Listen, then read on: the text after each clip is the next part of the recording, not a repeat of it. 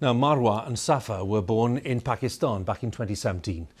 They were conjoined twins, babies joined at the head. It's a very rare condition. They were later flown to London for treatment, and after more than 50 hours of surgery and months of hospital care at Great Ormond Street, they were finally ready to go home. Our medical editor, Fegus Walsh, spoke to the family before they left. Twin sisters with a special bond.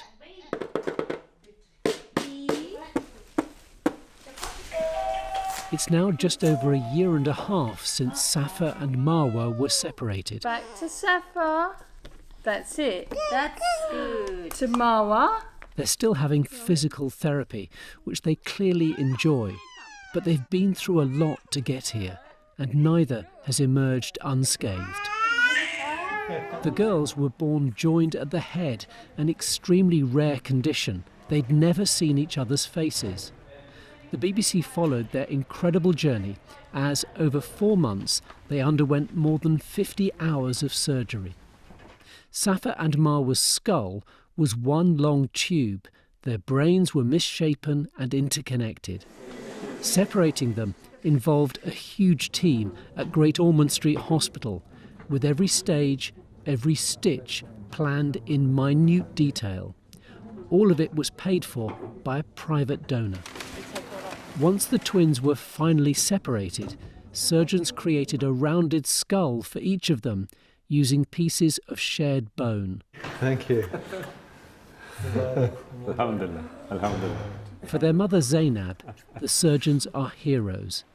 This, the moment she was told they'd both survived. The road to recovery has been long and progress slow. Nonetheless, Zainab was delighted to be taking them home at last. Thanks to Allah, they have got very good progress, especially Marwa. She only needs little bit support for her to take the mobility her further. And we will take good care of Safa, and hopefully she will start walking as well. In theatre, the surgeons had to make a near impossible choice. There's something oozing deep down there that I can't see at the moment. Only one twin could receive some key blood vessels that nourished both their brains. They were given to Marwa, the weaker twin. But as a result, Safa had a stroke. Safa now has permanent damage to her brain and may never walk. I feel Marwa has done really well and carries on making great progress. So when I look at the whole family, yes, it was probably the right thing to do for the whole family. But for Safa, as an individual, I'm not so sure.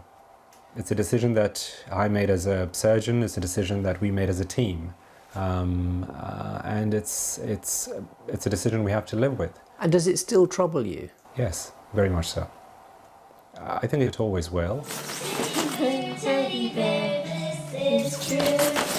Both girls have learning difficulties, but the family say they have no regrets, and whatever the future holds, Marwa and Safa will face it together, as sisters and twins, but also separate individuals.